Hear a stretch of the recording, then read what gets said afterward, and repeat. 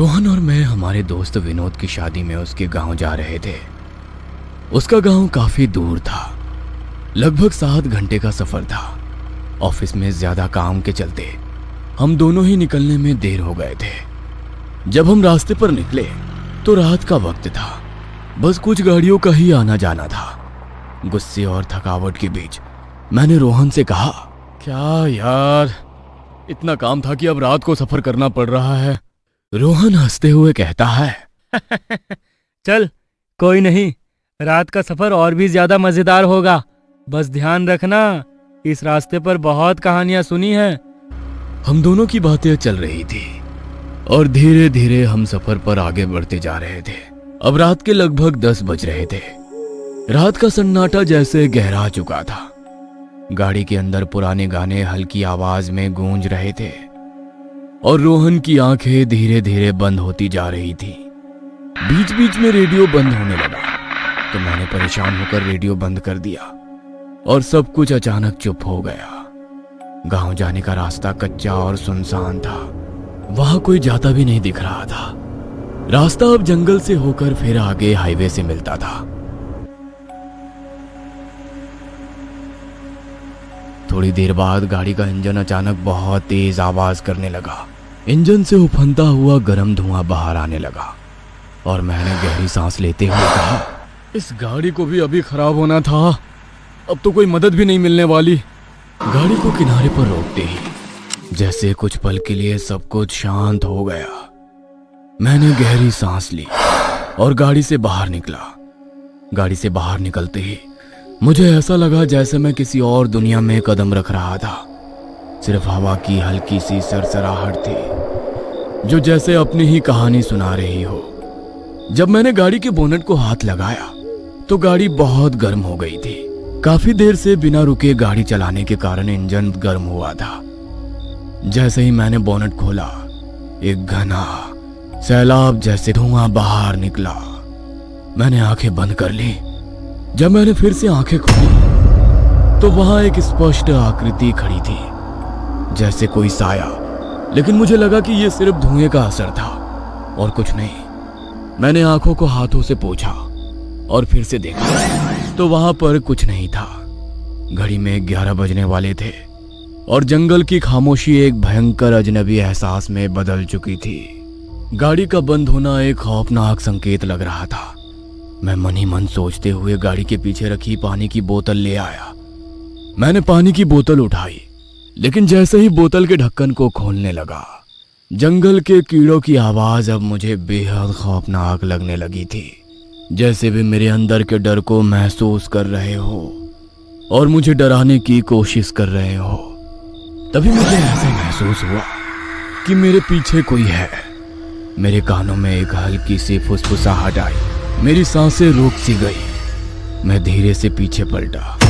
वहां कुछ कदमों की दूरी पर एक आकृति खड़ी थी। वो बिल्कुल खामोश सी दिख रही थी। जैसे ही मैंने गौर से देखने की कोशिश की, वो आकृति अचानक से गायब हो गई। वो सब देखने के बाद ठंडी हवा के बावजूद मेरा पूरा शरीर पसीने से भीग चुका था। डर के मारे मेरी उंगलियां कांप रही थी। मैंने पानी की बोतल को फेंक दिया और गाड़ी का बोनट बंद करके गाड़ी में लौट कर बैठा।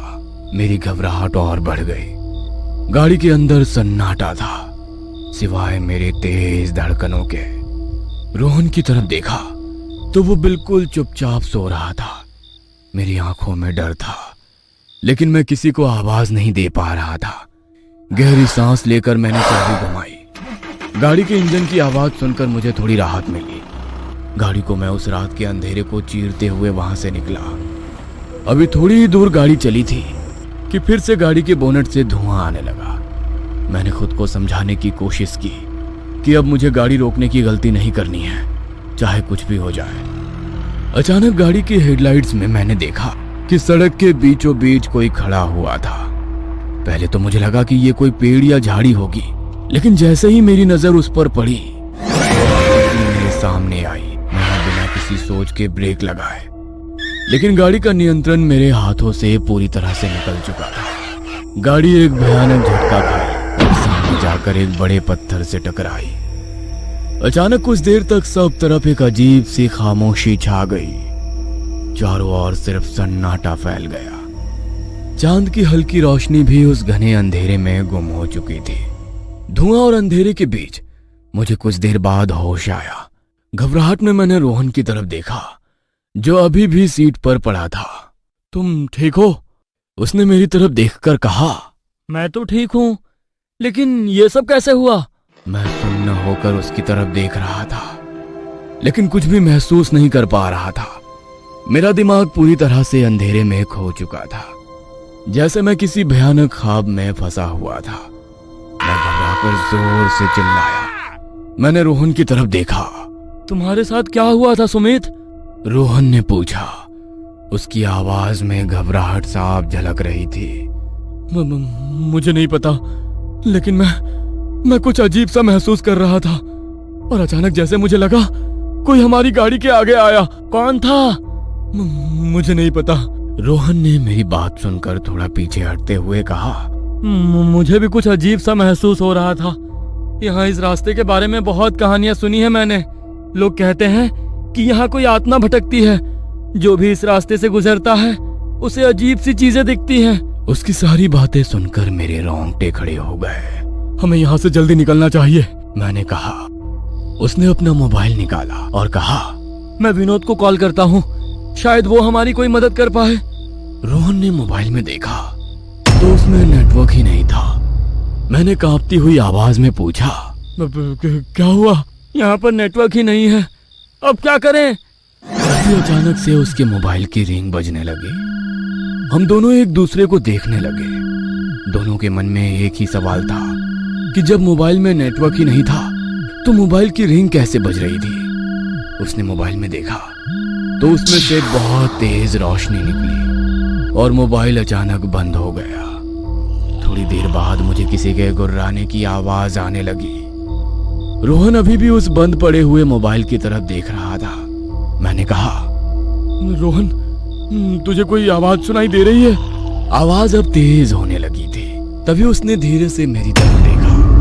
जब मैंने उसे देखा तो मेरे हाथ पैर कांपने लगे। आप सोच भी नहीं सकते, उसकी आंखें सफेद पड़ गई थी और वो मेरी तरफ गुस्से से देख रहा था, मानो कोई शापित आत्मा ने उसके शरीर पर कब्जा कर लिया हो। देखते ही देखते उसका चेहरा बहुत ही भयानक हो गया था। रोहन अब पूरी तरह से बदल गया था। मैंने उसे आवाज लगाई, लेकिन कोई फायदा नहीं हुआ। तभी अचानक रोहन मेरे ऊपर झुक गया और उसने अपने लंबे नाखून से मेरे चेहरे के ऊपर हमला किया और मेरी छाती पर बैठकर कुछ बड़बड़ाने लगा। मैं अपनी जान बचाने के लिए इधर उधर कुछ ढूंढने लगा। तभी मेरे हाथों में एक पत्थर लगा। मैंने बिना देरी किए पत्थर उठाया और जोर से उसके सिर पर मारा, लेकिन उसे कुछ भी नहीं हुआ। तो मैंने 2-3 बार फिर से उसके सिर पर जोरदार वार किए। वो बाजू में जाकर गिर गया। मैं वहां से गाड़ी की तरफ भागा और वो भी मेरे पीछे पीछे भागने लगा। गाड़ी के अंदर बैठते ही मैंने जल्दी से दरवाजा लॉक किया। मेरी सांसें तेज चल रही थी और दिल इतनी जोर से धड़क रहा था कि मुझे अपने सीने से उसकी आवाज सुनाई दे रही थी। मेरी नजर गाड़ी की पिछली सीट पर गई, जहां एक लोहे की रॉड पड़ी थी। मैंने उसे जल्दी से उठाया और खिड़की से बाहर झांक कर देखने लगा। कुछ देर तक सब कुछ शांत हो गया था, लेकिन तभी अचानक रोहन गाड़ी की छत पर कूद पड़ा और उसके तेज नुकीले नाखून से गाड़ी की छत को फाड़ने लगा। छत पर भयानक आवाजें गूंज रही थी। अब मेरी हालत बहुत खराब हो चुकी थी। मुझे लगा कि मेरे बचने की कोई उम्मीद ही नहीं है। मैं डर और घबराहट से कांपने लगा और मन ही मन बस भगवान से दुआ करने लगा, हे भगवान, मुझे बचा लो, मुझे बचा लो। उसका हाथ गाड़ी की छत को चीरते हुए मेरी तरफ बढ़ा, लंबी नुकीली उंगलियां। मेरा डर अब बेकाबू हो चुका था। मैंने बिना एक पल सोचे गाड़ी का दरवाजा खोला और बाहर कूद गया। पीछे मुड़कर देखा तो रोहन मुझ पर गुर्राने लगा। मैंने बिना देरी किए भागना शुरू कर दिया। उस काली रात के अंधेरे में मुझे नहीं पता था कि मैं कहां जा रहा हूं। भागते भागते मैं वहां से काफी दूर आ गया। तभी मेरा पैर किसी चीज से टकराया और मैं नीचे गिर गया। मैंने खुद को संभालते हुए पीछे मुड़कर देखा। वो वहीं खड़ा था, बिल्कुल मेरे पीछे, जैसे कोई साया। उसकी आंखों में एक खौफनाक चमक थी और उसकी मुस्कान में शैतानियत का रंग था। उसने एक हाथ से मेरी गर्दन को कसकर पकड़ लिया और मुझे ऊपर उठा लिया। मेरी सांस अटकने लगी और मैं पूरी तरह से उसके शिकंजे में फंसा हुआ महसूस कर रहा था। मैंने पूरी ताकत लगाकर रॉड को उठाया और उसे जोर से उसकी खोपड़ी पर मारा। वो छटपटाते हुए नीचे गिर गया। गुस्से और डर से मुझे होश नहीं था। मैंने उसके सिर पर बार बार हमला किया। अगर आप इस स्थिति में होते तो आप क्या करते? मेरा मन कर रहा था कि मैं उसे पूरी तरह से खत्म कर दूं। जैसे ही मैंने उसके सिर पर एक और जोरदार वार किया, मुझे लगा कि शायद अब वो और नहीं उठेगा। उसका चेहरा असहनीय तरीके से विकृत हो चुका था। कुछ देर बाद न जाने कैसे मैं बेहोश हो गया और जमीन पर गिर पड़ा। जब मेरी आंख खुली तो सिर भारी था और शरीर में अजीब सी थकान महसूस हो रही थी। धीरे धीरे मैंने महसूस किया कि मैं एक बिस्तर पर लेटा हुआ हूं। मैंने इधर उधर देखा तो महसूस हुआ कि मैं किसी अस्पताल के कमरे में हूं। एक नर्स मेरे पास खड़ी थी। उसने देखा कि मैं होश में आ गया हूं तो जल्दी से बाहर चली गई। कुछ ही देर में एक डॉक्टर और एक पुलिस अफसर अंदर आए।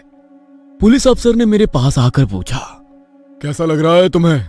मैंने खुद को संभालते हुए कहा, मैं यहां कैसे पहुंचा और रोहन कहाँ है? डॉक्टर ने मेरी हालत देखकर थोड़ा रुककर कहा, देखो, 1 हफ्ते के बाद तुम होश में आए हो। कुछ लोगों ने तुम्हारी गाड़ी को जंगल के रास्ते पर लावारिस खड़े देखकर पुलिस को खबर दी थी। जब पुलिस वहां पहुंची तो तुम्हें जमीन पर बेहोश पाया। मुझे याद आने लगा कि क्या हुआ था।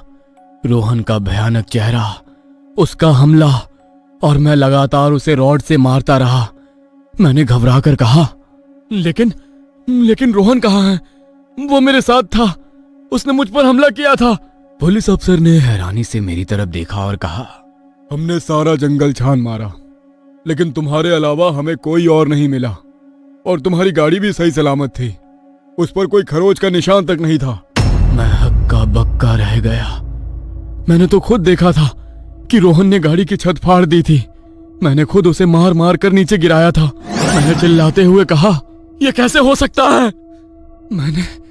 मैंने उसे खुद देखा था, मैंने उसे मारा था। डॉक्टर ने मुझे शांत करने की कोशिश की और कहा, शायद तुम्हारे दिमाग पर कोई गहरी चोट आई है जिससे तुम्हें भ्रम हो रहा है। तुम कुछ दिनों से बेहोश थे, शायद तुम्हें कोई डरावना सपना दिखा हो। लेकिन मुझे पता था कि यह कोई सपना नहीं था, वो सब कुछ असली था, वो मेरी कल्पना नहीं थी। कुछ देर के बाद वो सब चले गए। मैं अस्पताल के कमरे में अकेला बिस्तर पर लेटे लेटे सोचता रहा कि आखिर ये सब क्या था। क्या वाकई वो मेरा भ्रम था या फिर कोई भूतिया घटना जिसने मुझे और रोहन को निशाना बनाया था। रात का समय हो गया था। कमरे में हल्की सी रोशनी थी और बाहर सन्नाटा पसरा हुआ था। मैं सोने की कोशिश कर रहा था, तभी मुझे लगा जैसे कोई मेरे पास खड़ा है। मैंने धीरे धीरे अपनी आंखें खोली तो देखा वहां मेरे बिस्तर के पास रोहन खड़ा था। वही सफेद आंखें, वही खौफनाक मुस्कान। मैंने डर के मारे चिल्लाना चाहा, लेकिन मेरी आवाज गले में ही अटक गई। वो धीरे से मेरे कान में फुसफुसाया, तुमने सोचा तुम बच जाओगे? ये तो बस शुरुआत है। और फिर अचानक वो गायब हो गया। मेरी सांसें तेज हो गई। मैं समझ चुका था कि यह सब कुछ असल में हो रहा था। मैं अभी भी उस भयानक खेल का हिस्सा था और शायद इस बार बचने का कोई मौका नहीं था। उस रात के बाद से मैं हर दिन किसी अदृश्य ताकत से लड़ता रहा। कुछ दिनों के बाद डॉक्टरों ने मुझे पागल समझकर पागल खाने भेज दिया, लेकिन मुझे पता था कि मैं पागल नहीं हूं। और एक दिन मैं हार गया जब उन्होंने मुझे फांसी पर लटका पाया। तो सबने सोचा कि मैंने अपनी जान ले ली क्योंकि मैं पागल हो चुका था। लेकिन सच्चाई ये थी कि मैं उस भयानक आत्मा से बचने की आखिरी कोशिश कर रहा था। अब मैं यहां नहीं हूं, लेकिन मेरी कहानी यहीं खत्म नहीं होती। क्या